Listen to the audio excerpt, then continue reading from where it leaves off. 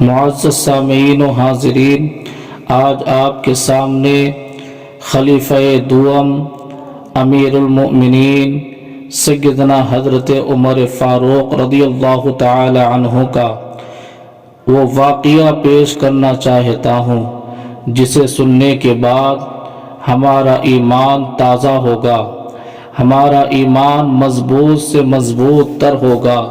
سیدنا حضرت انس بن مالک رضی اللہ تعالی عنہ فرماتے ہیں، ایک وہ وقت تھا جب سیدنا حضرت عمر فاروق نبی پاک صلی اللہ علیہ وسلم پر حملہ کرنے کی غرض سے گھر سے تلوار لے کر نکلا تھا۔ اللہ تبارک و تعالی کی بے نیازیاں تو دیکھو، اللہ کیسے کیسے بندوں پر مہربان ہوتا ہے۔ یہ اس وقت کی بات ہے جب سیدنا حضرت عمر فاروق ایمان نہیں لائے تھے۔ نعوذ باللہ، سرکار مدینہ صلی اللہ علیہ وسلم کو قتل کرنے کے لیے ناپاک ارادے سے اپنے گھر سے نکلے ہیں، راستے پر چلنے لگے۔ آپ کے غصے کا یہ عالم تھا، آپ کے چہرے لال ہو چکے تھے۔ ننگی تلوار لے کر گھوڑے کے پیٹھ پر سوار ہو کر آپ چل رہے ہیں۔ اس ناپاک ارادے کے تحت آپ کو ایک شخص راستے پر ملتا ہے۔ اس نے پوچھا، عمر کہاں کا ارادہ ہے؟ یہ چہرے پر تمہاری سرخیاں ہے، ننگی تلوار ہے، آخر کہاں جا رہے ہو؟ تو حضرت عمر کہنے لگے کہ میں محمد الرسول اللہ صلی اللہ علیہ وسلم کو معاذ اللہ شہید کرنے کے لیے جا رہا ہوں، انہیں ختم کرنے کے لیے جا رہا ہوں۔ اتنا سننا تھا، وہ راستے پر ملنے والے شخص نے کہا کہ تو کسے ختم کرنے کی بات کر رہا ہے؟ تم کسے مارنے کی بات کر رہا ہے؟ تجھے پتا ہے کہ تیری بہن اور بہنوئی اس کا کلمہ پڑھ چکا ہے، تو اس کو مٹانے کی بات کرتا ہے۔ اسے تو یہ کہتا ہے میں یہ کروں گا وہ کروں گا۔ جا کر اپنے گھر کی خبر لے، تیری بہن بھی کلمہ پڑھ چکی ہے، تیرے بہنوئی بھی کلمہ پڑھ چکے ہیں، اور وہ سب اپنے جان و دل فدا کرنے کے لیے تیار ہے۔ تمہیں اگر زود و کوب کرنا ہے، تمہیں اگر قتل کرنا ہے، تو محمد عربی کا جس نے دین قبول کیا ہے، جو تمہارے خاندان میں ہے، پہلے اس کی خبر لو، اس کے بعد محمد الرسول اللہ صلی اللہ تعالی علیہ وسلم تک پہنچنا۔ اللہ اکبر کبیرہ۔ بزرگوں اور دوستوں، سیدنا حضرت عمر فاروق رضی اللہ تعالی عنہ راستے سے پلٹتے ہیں اپنے بہن کے گھر کے طرف۔ غصے میں آپ نے چلا کر اپنے بہن کا دروازہ کھٹکھٹایا۔ بہن نے دروازہ کھولا۔ سیدنا حضرت عمر فاروق رضی اللہ تعالی عنہ بغیر رکے آپ نے سوال کیا، اے میری بہن، کیا تم نے کلمہ پڑھ لیا ہے؟ تو اس پاک بہن نے کہا کہ ہاں الحمدللہ، میں نے کلمہ پڑھ لیا ہے، میں محمد عربی کی کنیز بن چکی ہوں۔ اللہ اکبر کبیرہ۔ اتنا سننا تھا، حضرت عمر فاروق رضی اللہ تعالی عنہ اپنی ہمشیرہ کو ایک تھپڑ مارتے ہیں۔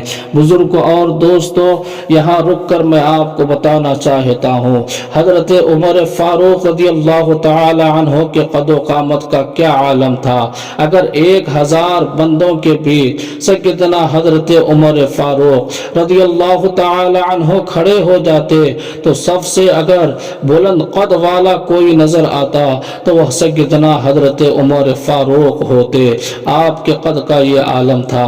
گھوڑے پر بیٹھتے تھے تو آپ کے دونوں پیر زمین پر لگ جاتے تھے، اور مشہور پہلوان تھے، بڑے شہسوار تھے۔ آپ کی طاقت کا یہ عالم تھا کہ بڑے سے بڑا جانور اسے اگر ایک ہاتھ سے آپ پکڑ لیتے تھے تو وہ ہل نہیں سکتا تھا۔ آپ شدید غصے میں اپنے بہن کو تھپڑ مارتے ہیں، یہاں تک کہ سیدنا حضرت عمر فاروق رضی اللہ تعالی عنہ کے بہن کے کان سے خون آ رہا ہے، چہرے پر انگلیوں کے نشان پڑ چکے ہیں، منہ سے بھی خون آنے لگ گیا ہے۔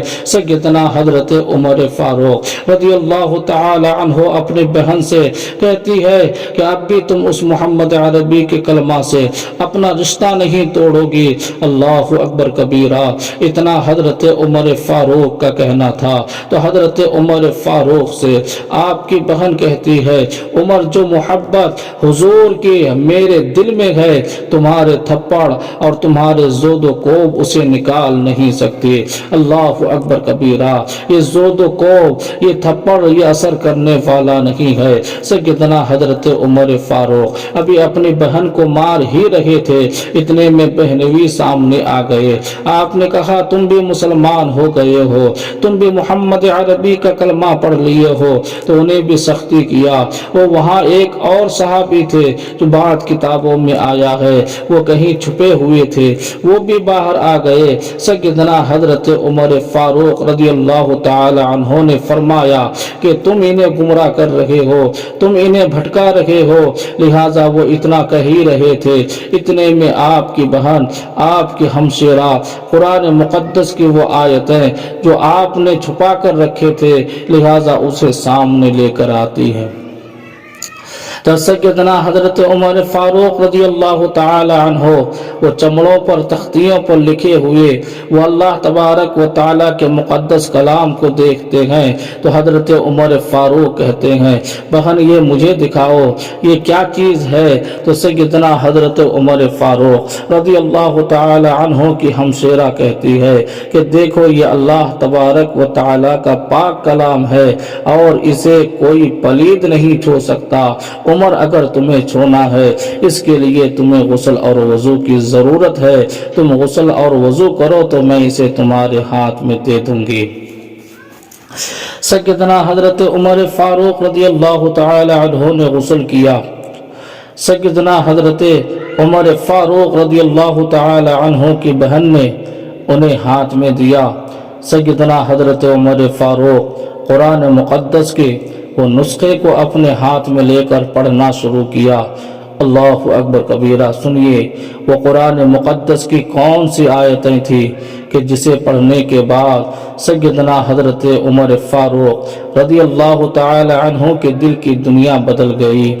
آپ کو رسول خدا صلی اللہ تعالی علیہ وسلم کا سچا غلام بنا دیا۔ وہ آیتیں یہ تھی سورہ طٰہٰ کی آیتیں تھی، طٰہٰ ما انزلنا علیک القرآن لتشقیٰ، ہم نے تم پر قرآن اس لیے نہیں اتارا اے محبوب، ہم نے تم پر قرآن اس لیے نازل نہیں کیا کہ تم مشقت میں پڑ جاؤ، الا تذکرۃ لمن یخشیٰ، اس میں اس کے لیے نصیحت ہے جس کے دل میں ڈر ہوتا ہے، جو ڈرتا ہے، تنزیلا ممن خلق الارض والسماوات العلی، کی طرف سے نازل کیا ہوا ہے کہ جس نے زمین اور اونچے آسمان بنائے ہیں۔ الرحمن علی العرش استوى، وہ بڑا مہربان، اس نے عرش پر اپنی شان کے لائق استوا فرمایا ہے۔ ابھی یہ آیتیں پڑھ ہی رہے تھے، سیدنا حضرت عمر فاروق رضی اللہ تعالی عنہ کے جسم پر کپ کپی طاری ہو گئی۔